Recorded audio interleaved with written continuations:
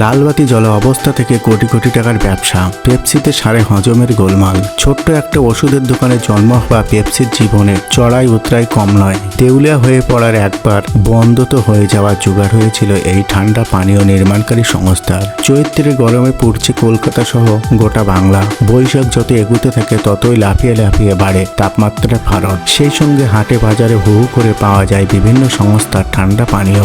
জনপ্রিয়তার নিরিখে সেগুলোর মধ্যে অন্যতম হলো পেপসি। 132 বছরের তরুণ নরম পানীয়টির জন্মের ইতিবৃত্ত চমকে ওঠার মতো। বিতর্ককে সঙ্গী করেই সাবালক হয়েছে পেপসি।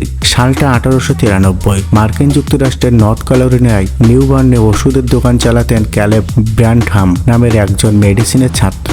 একদিন কোলা স্বাদের কার্বোনেটেড নরম পানীয় তৈরি করেন তিনি। নাম দেন ব্যাডস ড্রিঙ্ক। তার ওষুধের দোকানেই বিক্রি হতো। এরপর আসে 1898 সাল। 1898 সালে নরম পানীয়টির নাম বদলে পেপসি কোলা রাখা হয়। ততদিনে অবশ্য আমেরিকান বাজারে বেশ জনপ্রিয়তা পেয়েছে ব্যাডস ড্রিঙ্ক বা ব্রাডস ড্রিঙ্ক। এটির সেবনে হজমের গোলমাল দূর হবে বলে ব্যাপক প্রচারও করা হয়েছিল। নাম বদলের পর পানীয়টির বিক্রি কয়েক গুণ বেড়ে যায়। এর নৈপথ্যে অবশ্য সুনির্দিষ্ট একটি কারণ ছিল।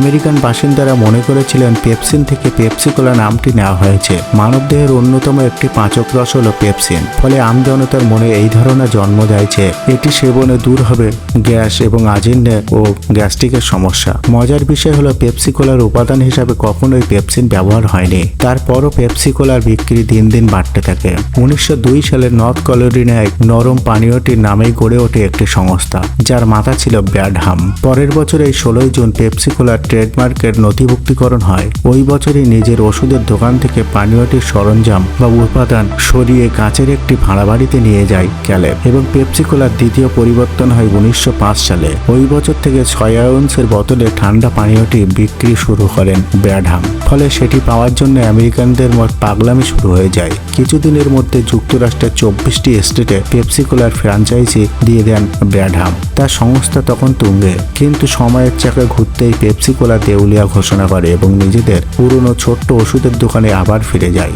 কিন্তু কেন এমন হলো? সালটা ছিল 1923, মে মাসের 31 তারিখ। ব্র্যাডস ড্রিঙ্ক তৈরিতে মূলত দুটি উপাদান ব্যবহার করেছিলেন তিনি। সেগুলি হলো চিনি এবং ভ্যানিলা। এর মধ্যে প্রথমটির ব্যবসা লাটে ওঠে তার। 1918 সালে প্রথম বিশ্বযুদ্ধ শেষ হতে চিনি অগ্নিমূল্য হয়ে ওঠে এবং বিপাকে পড়েন ক্যালেব। যুদ্ধের আগে প্রতি পাউন্ড চিনির দাম 3 সেন্ট এবং লড়াই পরবর্তী বছরগুলিতে সেটাই বেড়ে 28 সেন্টে পৌঁছে যায়। ব্র্যাডহাম বর্ধিত দামে চিনি কিনেছিলেন, কিন্তু কিছুদিনের মধ্যে দর কমে যাওয়ায় পানীয় তৈরি করে মারাত্মক আর্থিক লোকসানের মুখে পড়েন তিনি। পেপসি কোলায় তখন ফুটো পকেট দশা। ঠিক তখনই দেবদূতের মতো আবির্ভাব ঘটে চার্লস গডফ্রে গুথরের। মার্কিন এই শিল্পপতি লব ক্যান্ডি কোম্পানির মালিক। মাত্র $30,000 পেপসি কোলার ব্র্যান্ড কিনে নেন এবং ফর্মুলা সহ যাবতীয় সত্ত্ব কিনে নেন তিনি। তার হাত ধরেই ঘুরে দাঁড়ায় এই ঠান্ডা পানীয় কোম্পানি পেপসি। দ্বিতীয় বিশ্বযুদ্ধের মুখে মহামন্দের সময় 1934 সালে 12 আউন্সের বোতল বাজারে এনে সবাইকে চমকে দেয় পেপসি কোলা। ওই সময় রেডিওর এই পানীয় একটি বিজ্ঞাপন চলত। এর নিকেল জঙ্গলটি তরুণ প্রজন্মের মনে ধরেছিল। 1955 সালে ডার্ক সাইডে সুন্দরী তথা হলিউড অভিনেত্রী জোয়ান ক্রাফটের সঙ্গে সংসার করতেন পেপসি কোলার তৎকালীন সভাপতি অ্যালফ্রেড স্টিল। পরবর্তী বছরগুলিতে টিভির বিজ্ঞাপনের মাধ্যমে স্বামী স্ত্রী দুজন মিলে সংস্থার ঠান্ডা পানীয়টিকে আরো জনপ্রিয় করে তোলেন। 1959 সালে স্টিলের মৃত্যু হলে পেপসি কোলার মহাপরিচালন পর্ষদের সর্বসম্মতিতে স্থান পান ক্রাফট। 1961 সালে ফের নাম বদল হয় পেপসি কোলা, আর এবার ছোট্ট করে নাম রাখা হয় পেপসি। গত শতাব্দীর মাঝামাঝি সময়ে আফ্রিকান আমেরিকানদের মধ্যে ঠান্ডা পানীয়টির বিক্রি বৃদ্ধি করতে চেষ্টার কসুর করেনি নির্মাণকারী সংস্থা। অন্যদিকে প্রথম দিন থেকে খেলোয়াড়দের মধ্যে আলাদা কদর পেয়েছিল এককালের ব্র্যাডস ড্রিঙ্ক। পেপসির সবচেয়ে বড় সমর্থক ছিলেন মার্কিন অটোমোবাইল রেসার বনি ওল্ডফিল্ড। খেলতে নেমে স্টারিংয়ে বসার আগে পানীয়টি খেতেন তিনি। এ ব্যাপারে তার যুক্তি ছিল, ট্র্যাকে গাড়ি ছোটানোর আগে একটা গলায় দিলে একটা সূক্ষ্ম অনুভূতির জন্ম হয়। 1909 সাল থেকে নিজেকে পেপসি প্রেমী হিসেবে জাহির করতে থাকেন ওল্ডফিল্ড। এতে নরম পানীয়টির ব্র্যান্ডিং এর সুবিধা হয়েছিল।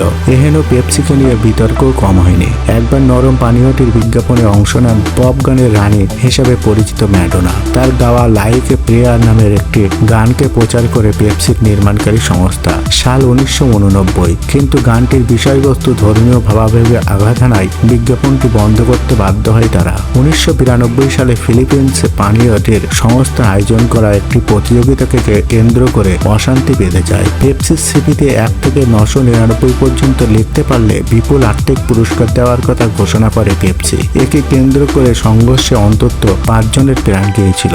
এই ঘটনা পেপসি নম্বর ফিভার নামে পরিচিত। ফিলিপিন্সের ঘটনার রেশ আদালত পর্যন্ত করিয়েছিল। তাতে অবশ্য পেপসির জনপ্রিয়তা এতটুকুও ভাটা পড়েনি। নরম পানীয়টির জনপ্রিয়তার নৈপথ্যে হলিউডের হাত কম নয়। একাধিক সিনেমা ফলো করে প্রচার করা হয়েছে তাকে ঘিরে। তালিকায় আছে 1989 সালের back to the future part 2 movie, 1990 সালের হোম অ্যালোন মুভি, 1992 সালে ওয়াইন্স অব ওয়ার্ল্ড মুভি, 1999 সালে ফাইট ক্লাব মুভি এবং 2013 সালে ওয়ার্ল্ড ওয়ার জেড এর মতো বাণিজ্যভাবে সফল সিনেমাগুলি। বর্তমানে কোকাকোলা এবং পেপসির মধ্যে রয়েছে তীব্র বাণিজ্যিক প্রতিযোগিতা। নরম পানীয় দুটির ভক্তদের মধ্যেও রয়েছে পার্থক্য। পেপসির দাবি তারা তরুণদের প্রতি, তাই এর বিজ্ঞাপনে অধিকাংশ ক্ষেত্রে জনপ্রিয় খেলোয়াড়দের দেখতে পাওয়া যায় এবং অনেক বলিউড হলিউড অ্যাক্টরদেরও দেখতে পাওয়া যায়। ভারতে পেপসির বিজ্ঞাপন করেছেন সালমান খান, শাহরুখ খান সবাই। সেখানে কোলা অনেক শান্ত স্নিগ্ধ। এই প্রতিযোগিতার নামে মিশে আছে যুদ্ধ, আর সেটা হলো কোলা ওয়ার। রাজস্বের নিরিখে কোকাকোলার থেকে যোজন এগিয়ে রয়েছে পেপসি, কিন্তু নিট মুনাফায় আবার জর্জিয়ার নরম পানীয় সংস্থাটির জয় জয়কার। গত শতাব্দীতে 2 বহুজাতিক যুদ্ধ বন্ধ হওয়ার সুযোগ এসেছিল। 1942 সালে থেকে 1933 সালের মধ্যে অন্তত 3 বার পেপসি সংস্থাটিকে কেনার প্রস্তাব দেয় কোকাকোলা, কিন্তু কোনোবারই তাতে সিলমোহর দেয়নি কোকাকোলা কোম্পানির থেকে পাওয়া অফারে। বর্তমানে পেপসি শুধু পানীয় তৈরি করে না, তার সঙ্গে কুরকুরে এসবও বিক্রি করে থাকেন। তবে সাম্প্রতিককালে ভারতে ক্যাম্পা কোলা কোম্পানির সাথে তুমুল প্রতিযোগিতা চলছে।